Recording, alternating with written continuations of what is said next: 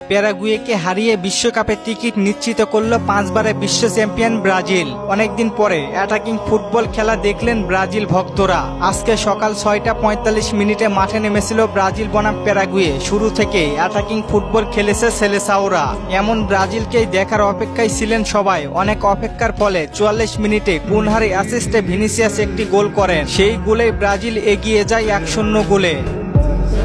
45 মিনিটের বিরতির পরে শেষ পর্যন্ত জয় নিশ্চিত করে ব্রাজিলের। 79তম মিনিটে হঠাৎ করে থেমে যান ভিনিসিয়াস জুনিয়র। ভিনিসিয়াস ইনজুরিতে পড়েন, তবে তার ইনজুরি গুরুতর নয়। তার বদলি হিসেবে মাঠে নামেন রিচার্লিসন। তবে মানতেই হবে কুনহা মাঠ মাতিয়েছেন। পুরো ম্যাচ জুড়ে সবচেয়ে বেশি সুযোগ তৈরি করেছেন তিনি। তার পাসিং, গতি এবং প্রতিপক্ষ রক্ষণভাগকে চাপে ফেলেছেন। কার্লো আনচেলত্তির আস্থা ছিল তার উপরে এবং তিনি সেটা পূরণ করেছেন। ব্রাজিলের পরিসংখ্যানই বলে দিচ্ছে তারা কতটা প্রভাব বিস্তার করেছে ম্যাচে।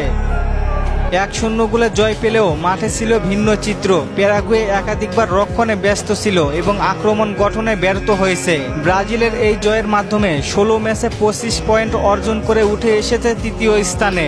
সমান পয়েন্টে প্যারাগুয়ে রয়েছে 5ম স্থানে, তবে গোল ব্যবধানে পিছিয়ে আছে তারা। আগামী ম্যাচগুলোতে ব্রাজিলের কৌশল এবং স্কোয়াড পরিকল্পনায় বড় পরিবর্তন আসতে পারে। আজকের ম্যাচে কেমন উপভোগ করলেন জানিয়ে দিন কমেন্ট করে। আর চলেন আপনাদের কিছু কমেন্ট দেখে আসি। তিতাস ভাই প্রশ্ন করেছেন কোন অ্যাপস দিয়ে খেলা দেখবো? যে কোনো খেলা ভাই, ফুটবল টিভি এইচডি। আরেক ভাই প্রশ্ন করেছেন থিয়াগো সিলভা কখন দলে আসবে? ভাই সে আর আসবে না, তার অনেক বয়স হয়েছে। নাহিদুর ভাই প্রশ্ন করেছেন ব্রাজিল কত নম্বরে আছে? ভাই ফিফা র্যাঙ্কিংয়ে 3 নম্বরে আছে। আরেক ভাই প্রশ্ন করেছেন ডেভিড আনচেলত্তি ব্রাজিল স্কোয়াডে নাকি যোগ হয়েছে, এটা কি সত্যি? জি ভাই, এটা সত্যি। ধন্যবাদ সবাইকে প্রশ্ন করার জন্য। আর ফুটবলকে নিয়ে নতুন কোনো প্রশ্ন থাকলে করতে পারেন, পরবর্তী ভিডিওতে রিপ্লাই করব। ধন্যবাদ।